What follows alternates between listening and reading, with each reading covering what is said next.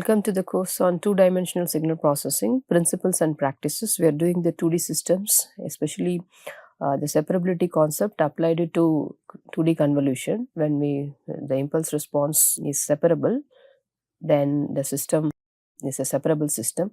If that system is separable and whose impulse response which is separable, then the convolution, 2D convolution applicable to that 2D system can be done through the 1D convolution. So when we have explained the process in which that 2D convolution can be performed through 1D convolution. So now we will look at the example using that process. We'll take an example and then perform the 2D convolution through 1D convolution. So we take then x of n1 comma n2 as simply existing first quadrant sequence, which is from 0, n1 greater than or equal to 0 and n2 greater than or equal to 0. n2 and n1 are restricted to 2 maximum here and here. This is 0, 0, that is 1, 0, 2, 0, here 0, 1 and 0, 2. So this is supposing the 2D sequence. So what is the impulse response which we are going to convolve with this h of n1 comma n2, 1, 1 and minus 1 and minus 1. So here this is 2 by 2 matrix and this is 3 by 3 matrix if you represent it. Now the case where can we perform this 2D convolution via the 1D convolution. First we need to check whether as a first step h of n1 comma n2 is separable or not. So the 1, 1, minus 1 and minus 1, for separability what we have to do is that taking 1, 1 and minus 1 and minus 1. So the one product which we got is h1 n1, that is we can see the index n1, and this is 1D now, that is one dimensional signal. We have got this from here, that is 1, 1, and the next sequence h2 which is 1 and minus 1 n2.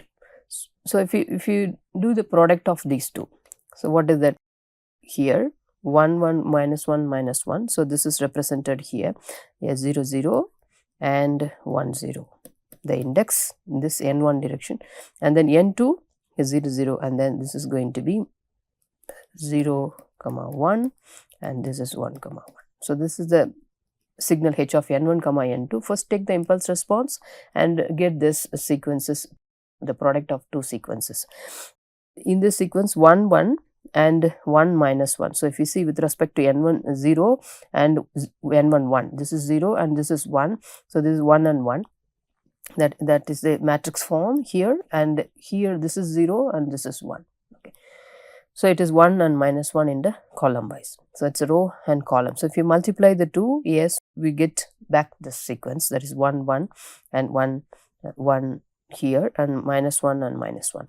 So the how do we split these two? What are the conditions for which this separability is possible, or this h can be done the product of h1 and h2?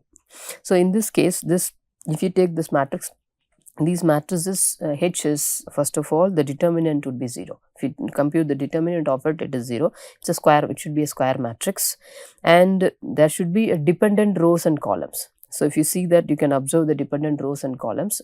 So this is not the only solution for this particular separation. Actually, we can have this multiple solutions. That is, if for a matrix of n by n, there are n minus 1 solutions exist for this. So but it is non-invertible because this determinant would become 0. There is no inverse exist for this particular matrix of h. So if this is the case, then h of n1 comma n2 is separable, h1n and h2 n2. So this is one solution we had taken. This can be another one also, minus 1 and minus 1. If we take that, then this would be this column, we can multiply that second row and get it the other two combination of h and n, h1n1 and h2n2. So that's also possible for this case. So we took one solution from the available solution. So now coming to the 2D convolution, first we will take the signal x of n1 comma n2. You can keep that in k1 or k2 also for convenience. You can keep it in n1 and n2 as such. but if you perform the 2D convolution directly, first x of n1 comma n2 is taken to k1 k2 if you remember, and h is taken to k1 and k2, and then flipping and shifting is shifting and adding is done. Okay, so in this case you keep this x of n1 comma n2 and take the h2 of n2. So h2 of n2, that is the second sequence. So we had taken n2, 1 and minus 1, and what are the thing which needs to be done is take the, as a first step, take the column of this sequence x of n1 comma n2. The column has the value 1 4 7 and perform the 1D convolution with these two. So that means the column of x1 comma n1 and n2, let us see the values which we had taken is 1 4 7. You just plot, given here 1 and minus 1, the two sequences which this is h2 of n2 and this is x of n1 comma n2 first column.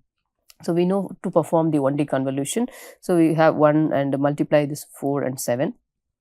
So you can use either of the graphical or the, because this is a finite sequence, I would prefer to do it in this fashion.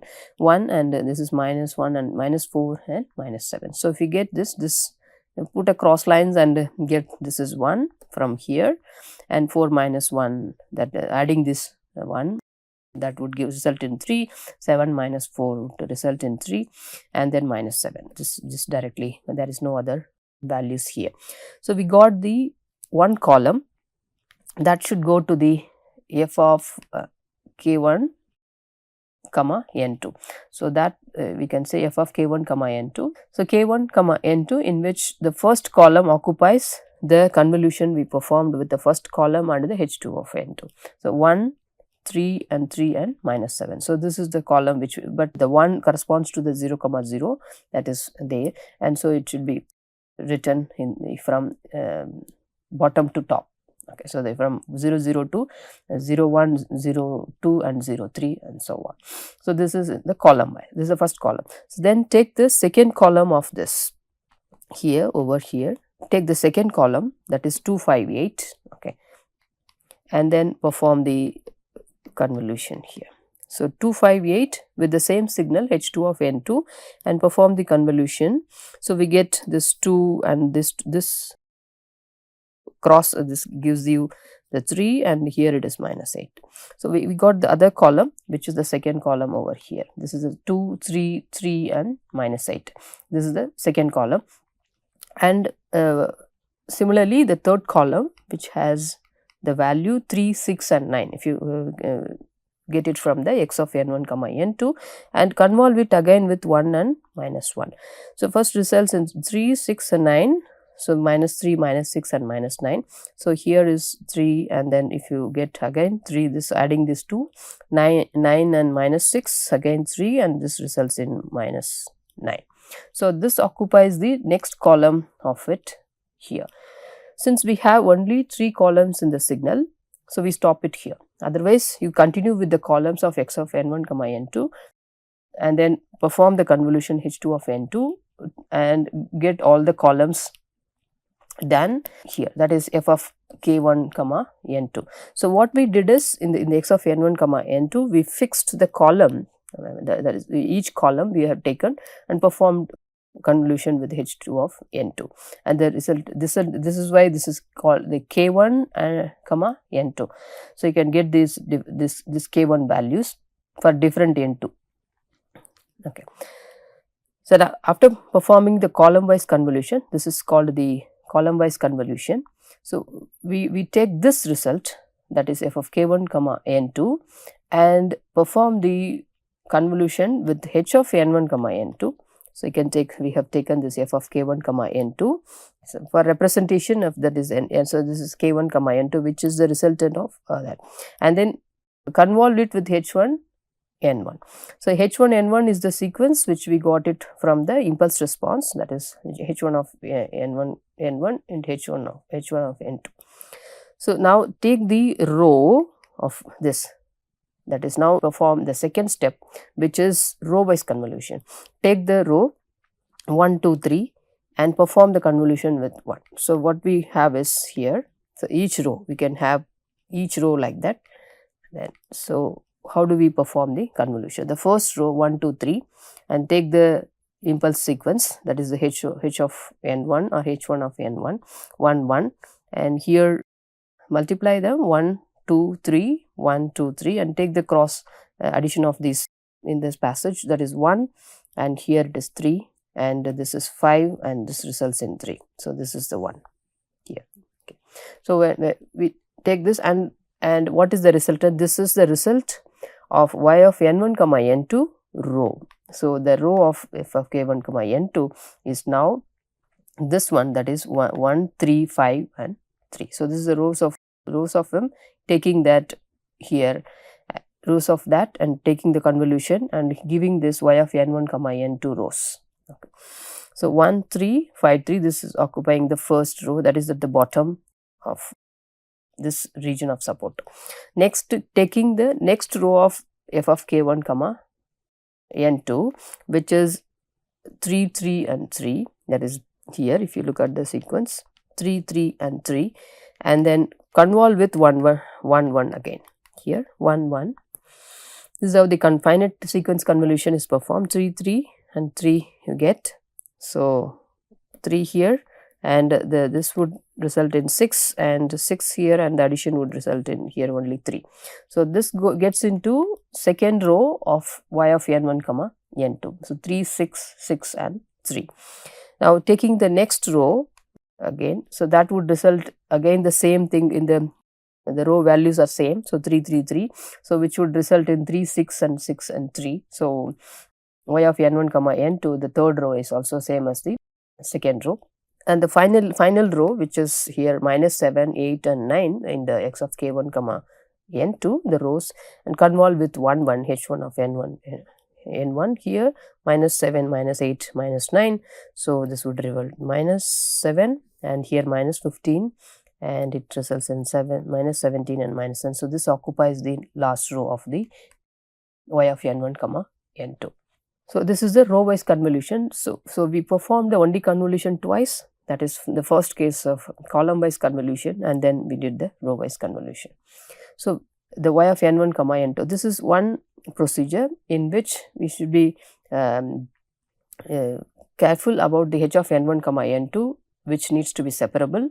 And for separability, if you take it as a matrix, then you need to see the maybe any one solution can be used. It need not be a unique solution. Okay, the separable sequences. So it should be a square matrix, as we had seen in the case for the having this separability. So the first performing column wise convolution and then row wise convolution. This order can be reversed as well, in which taking the x of n1 comma n2, so first taking the row and perform the convolution with h1 of n1. This is the second method I am just saying, h1 n1, and get the rows of it, that is row of f of k1 n2, and getting that row and perform the column wise convolution h2 of n2 and get each column of y1 comma y2. So that is other way of doing it. So the process needs to be stick to any one of this, either first perform row wise convolution and then column wise convolution, or column wise convolution first and then row wise convolution next.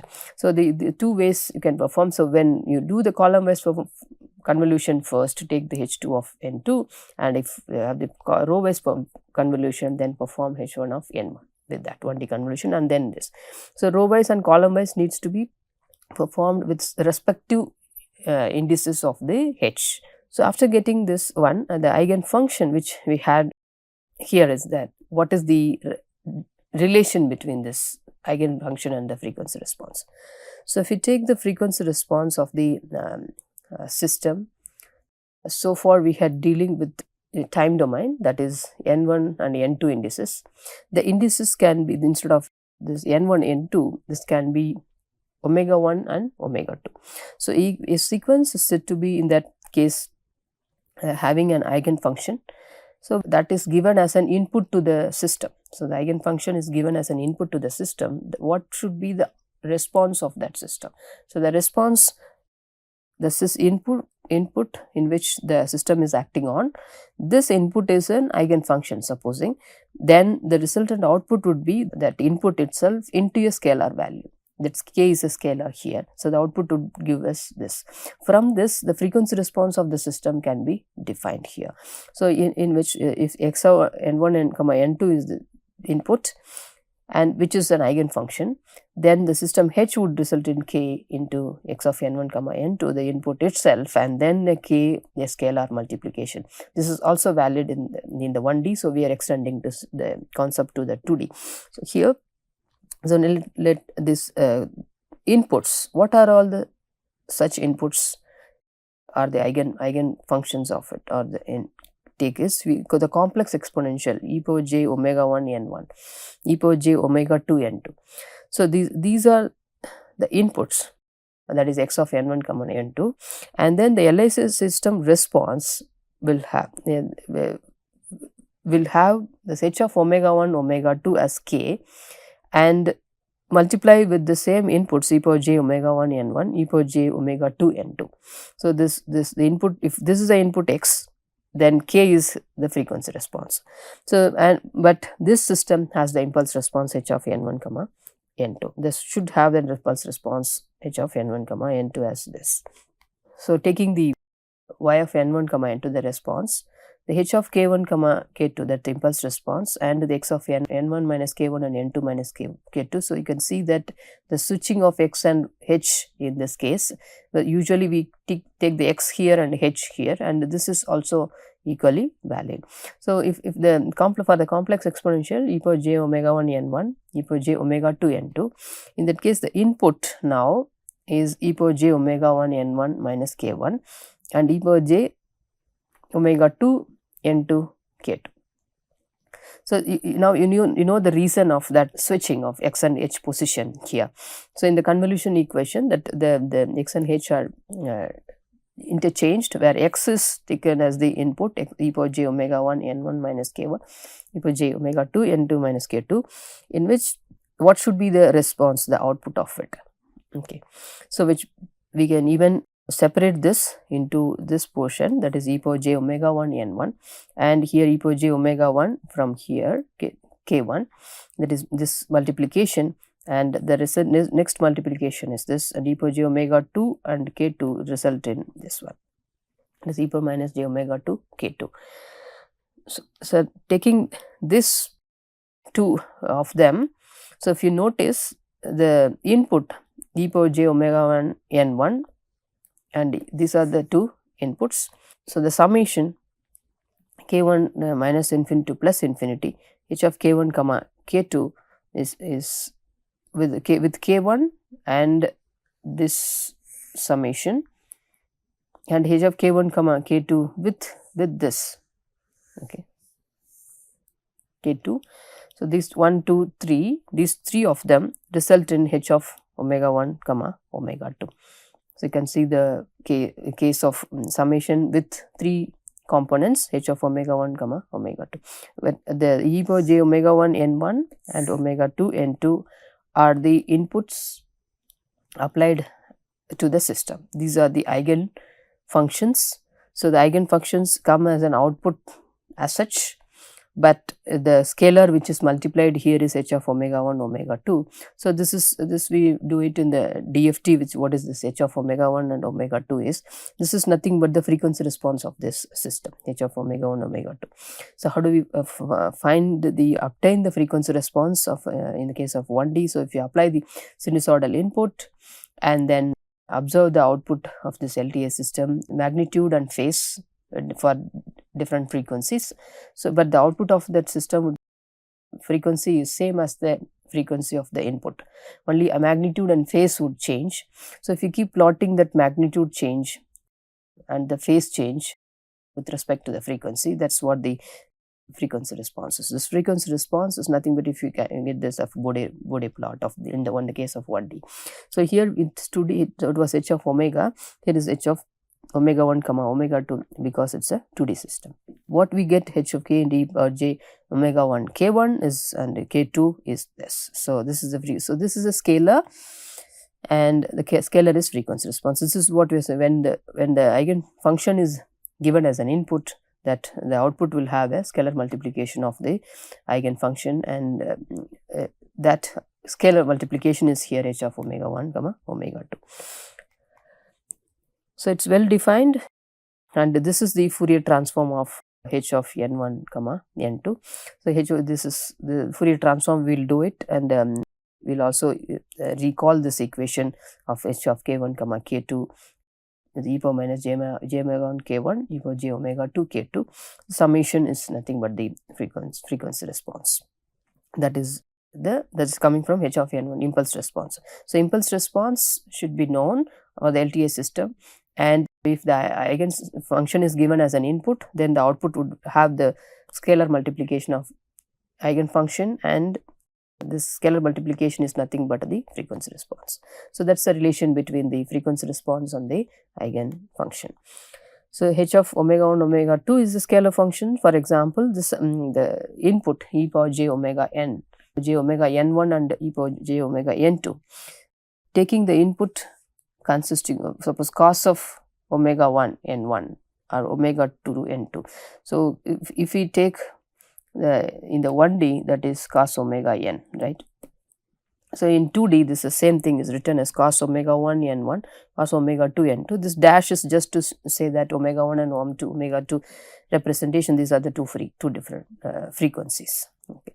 So if that is the case, cos omega n can be written as e power j omega n, right, plus e power minus j omega n by 2 in case of 1D. So the same thing we had done here, e power j omega 1 dash n1, e power j omega 2 dash n2, plus this one e power minus j omega 1 n1 and e power minus j omega 2 n2 by 2.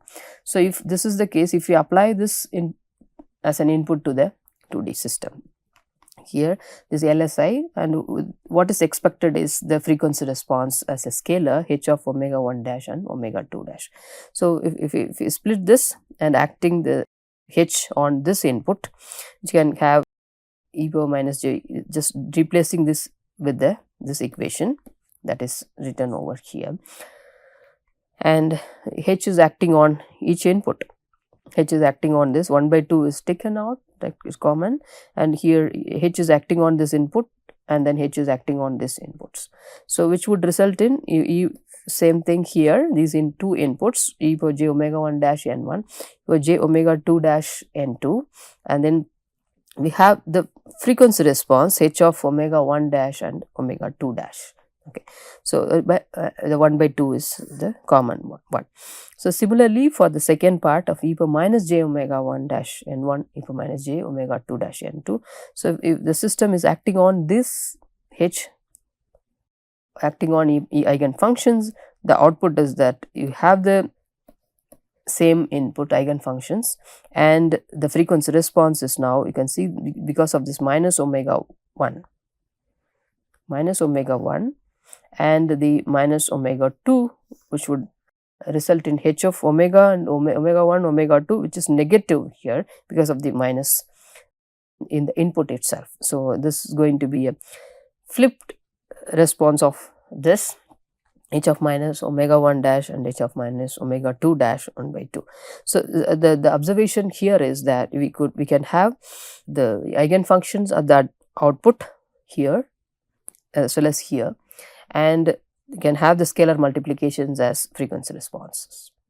So complex exponential are eigen functions of LSI systems. Okay, when we give an input as an eigen function, we get back the same function but scaled by h of omega 1 omega 2, and omega 1 omega 2 is the frequency response, and it completely characterizes the system. That is what we the frequency response characterizes the system.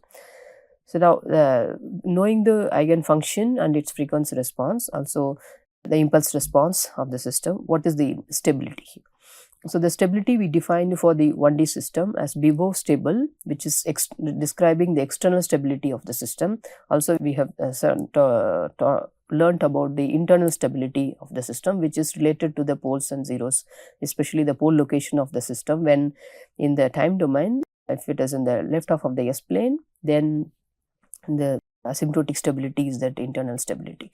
So the guarantee of internal stability to Bibo stability is implied, whereas the Bibo stability doesn't imply that internal stability. So what we are talking about here is that it is the Bibo stability criterion, in which the input is bounded.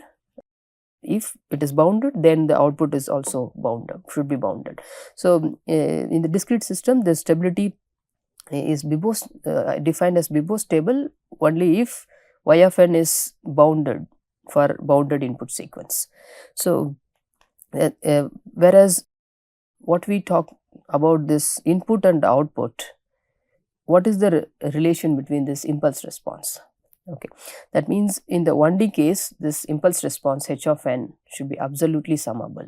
That is, it should be less than infinity. It should not go to a value of infinity.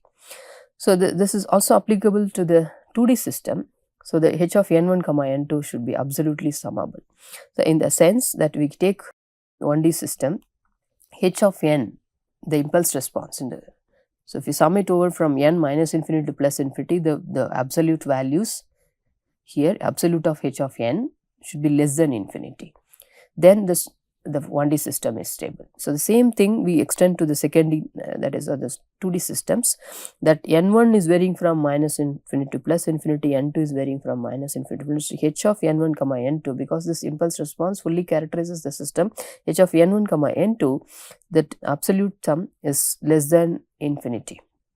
This summation should also result in less than infinity, then the 2D system is stable. Otherwise, that becomes unstable. So the stability point is not much useful in case of 2D system in the signal processing, but because we have the finite sequences, we'll be dealing with finite sequences in the images. Better to know that this LSA systems are Bibo stable only if the impulse response is absolutely summable. And what is the causal system? The causal systems, we had seen that it should not expect the future input to decide the present output. So if that is the case, the system is causal, otherwise it is non-causal. Non-causal systems are not realizable. And so in the same way, if we talk about the same causality in terms of impulse response, this h of n should be 0 for n less than 0.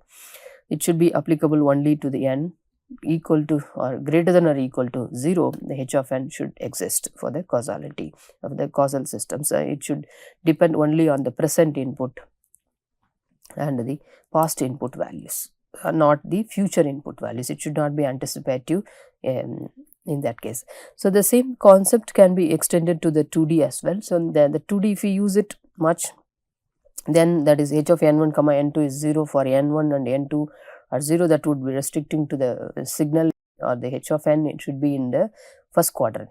So we can get the various quadrant features, that is varying from the n1 varying from n1 take minus 1 and plus 1. So different region of supports can be obtained in the 2D cases. So this may not be much useful in 2D signal processing, that is having the causality concept, that is having the h of n in the all other support region, that means all the quadrants of the n1 and n2 values. But particular non-zero values will be helpful. We'll see when we do that causality also, when we deal with these 2D systems where it is applicable for a particular region. So particular region is useful. Suppose the 1 and 3 region is useful, or 1 and 3 quadrants are useful in the 2D systems. That can be helpful to do the certain analysis. We restrict the discussion of this only for a few of them, few of the support regions. So for the same thing would be applicable here. So those, as I said, these are special support systems, not the systems special support in the sense when we talk about the 2D signals, the region of support, we say that is region of support is the 1 quadrant or second quadrant, the first quadrant, second quadrant, third and fourth quadrant. The signal is restricted to any of these quadrants, then we say this is a special support system. The 2D systems are called as a special support system. It depends on the n value, n1 and n2 values. It can be restricted to any of the quadrants. So we took an example of the 2D convolution, that is not directly performing the 2D convolution, performing the 2D convolution with 1D convolution. Whether it should be a column wise first or row wise first needs to be decided. In all these things, where the 2D is possible through 1D only when the impulse response is separable. First, we need to look at the impulse response separability. For impulse response, we write it as a matrix. It should be square matrix, and it's not an unique solution. It is not invertible because its determinant is 0, and the solution is, you can have is as many solution is possible. That is, for n by n matrix, you can have n minus 1 solutions. So we pick up any one of the impulse response solution and get the 2D convolution done through the 1D convolution. So that's only for the separable system. If impulse response is separable, then that's 2D system called separable system, based on the impulse response only. So we have taken an example, complete step 1 and step 2, and how do we get y of n1 comma n2. You can match that with the direct 2D convolution as well. So performing 2D convolution with 1D, the similar way, most of the 2D operations can be done with 1D. So it's easier to do when we know the separability concept and apply that in each of the analysis.